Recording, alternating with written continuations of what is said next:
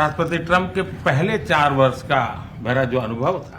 ভারতের সাবেক কৃষি ও প্রতিরক্ষা মন্ত্রী শারদ পাওয়ার বলেছেন, ভারতের প্রতিবেশী দেশগুলো তাদের কাছ থেকে দূরে সরে যাচ্ছে, প্রতিবেশীরা তাদের পছন্দ করছে না। পরিস্থিতি আরো খারাপ হওয়ার আগেই বিষয়টিকে প্রধানমন্ত্রী নরেন্দ্র মোদীর গুরুত্ব দেওয়া উচিত বলে মন্তব্য করেন তিনি।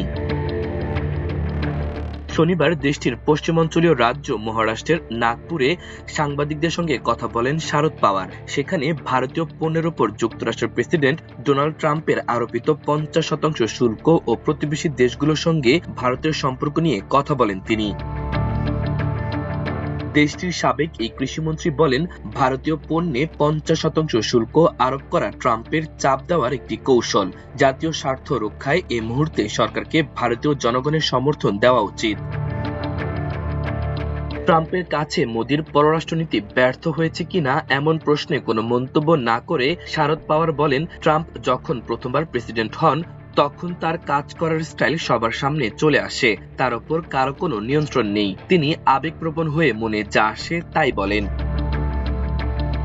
প্রতিবেশী দেশগুলোর সঙ্গে ভারতের সম্পর্কের যে ব্যাপক অবনতি ঘটেছে সেটিকে উপেক্ষা করা উচিত নয় মন্তব্য করে সাবেক এ মন্ত্রী বলেন, ভারত কিভাবে প্রতিবেশী দেশগুলোর কাছে যাচ্ছে সেটিকে উপেক্ষা করা ঠিক হচ্ছে না। পাকিস্তান বরাবরই ভারতের বিরুদ্ধে, অপরদিকে নেপাল, বাংলাদেশ, শ্রীলঙ্কা এবং মালদ্বীপও ভারতের ব্যাপারে খুশি নয়। প্রতিবেশীরা ভারতের কাছ থেকে দূরে সরে যাচ্ছে। শারদ পাওয়ার মনে করেন, মোদির এই বিষয়টি উপেক্ষা করা উচিত হবে না। প্রতিবেশীদের সঙ্গে সম্পর্ক উন্নয়নে ভারতকে মনোযোগ দিতে হবে। পাওয়ার এমন এক সময় এ মন্তব্য করলেন যখন ভারতের প্রধানমন্ত্রী নরেন্দ্র মোদী তার 11 বছরের শাসনকালের সবচেয়ে চ্যালেঞ্জিং সময় পার করছেন। পাকিস্তানের সঙ্গে বিতর্কিত যুদ্ধবিরতি, নিজের বয়স নিয়ে নতুন করে আলোচনা আর মার্কিন প্রেসিডেন্ট ডোনাল্ড ট্রাম্পের সঙ্গে সখ্য থাকা সত্ত্বেও যুক্তরাষ্ট্রের সঙ্গে কূটনৈতিক টানাপোড়েন সব মিলিয়ে তার নেতৃত্বকে এমন পরীক্ষায় ফেলেছে যা আগে কখনো হয়নি।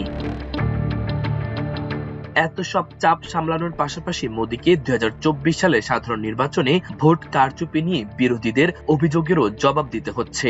তাকে এসব চ্যালেঞ্জের মুখোমুখি হতে হচ্ছে বিহারে এক কঠিন নির্বাচনী লড়াই শুরুর ঠিক আগে। রাজনৈতিকভাবে ভারতের অন্যতম গুরুত্বপূর্ণ রাজ্য এটি।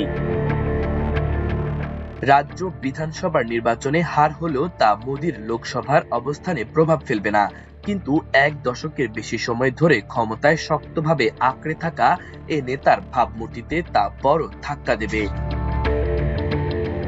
মাল্টিমিডিয়া ডেস্ক, আমার দেশ।